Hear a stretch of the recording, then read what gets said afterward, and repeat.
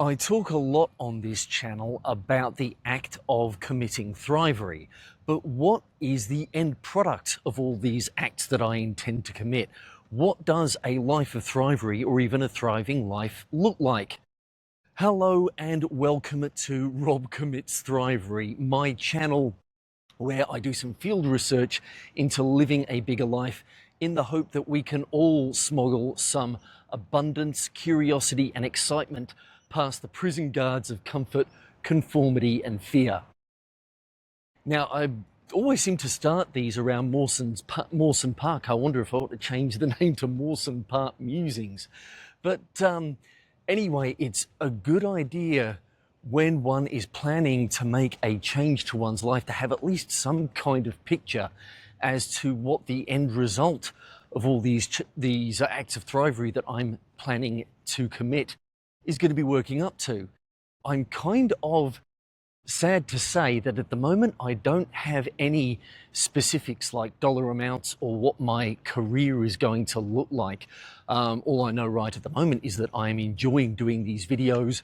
I'm working on the Steel Success podcast, which is why after the last couple of episodes you'll note that I was calling these recordings Steel Success, but I have gone back to Rob Commits Thrivery just to create a little bit of separation between the guest chats I'm going to have for the podcast and these walking recordings that I am doing, because they are a little bit different. These are much shorter works, whereas the podcasts are going to be half an hour to an hour each. We'll see how we go there. I've got a few chats lined up as of this recording, so it's going to be pretty awesome. But I feel like I am getting a little bit off topic, which is what does a life of Thrivery look like, or at least how do I try and picture it? How would I describe it? And I guess at the moment, let's see, I define Thrivery as stealing abundance and excitement back from the forces within and without that withhold them from us. I did come up with a more clever definition than that, but it's escaping me right now. And I guess the way I look at what that might be at the end of the day is a life of having more options, of being able to choose between multiple things and be able to walk away from the things that genuinely don't suit me or that I believe run counter to how I want my life to be and the people with whom I want to connect. I want a life where I have some bargaining power. Now, when it comes down, in my almost 50 years on this planet, I have discovered that everything is basically an act of compromise. You can't always get 100% of what you want, even if you have an idea of 100% of what you want is exactly going to look like, and you'll find that the compromises that you make with other people in order to at least get closer to your goal can reveal to you opportunities that you didn't think existed, and that sometimes there is a good bit of enough in not getting 100% to where you wanted to go.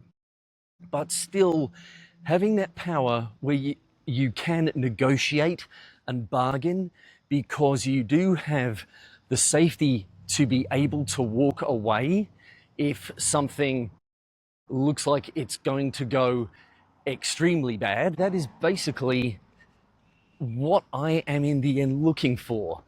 A sense of safety, not in terms of having a comfort zone, but knowing that I can put the work in the right areas, that even if an opportunity that looks very lucrative doesn't go well, or if circumstances generally turn bad for me, that I can work my way out of them by applying effort intelligently and consistently.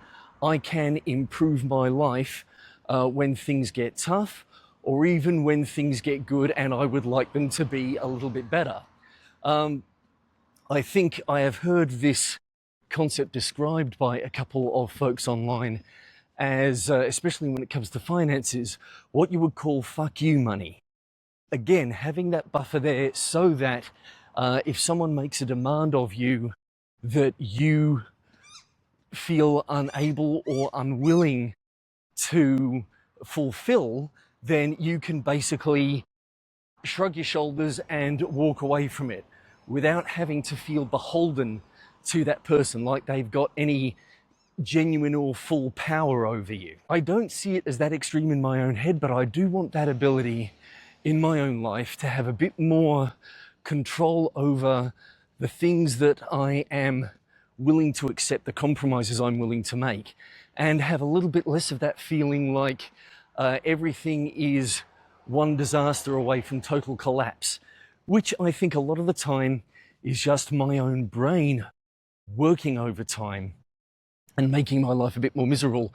But I do want that sense of proof, of examples in my own life where I have overcome challenge. And let's face it, they have happened a few times over the past few years, but not quite in the areas where I want them. They've been a little bit more on the survival front, and I want more challenges in my life where I can show that I have made decisions and taken actions that have led to me not just surviving but thriving. So yeah, I want an abundance of options in my life, and I think that's what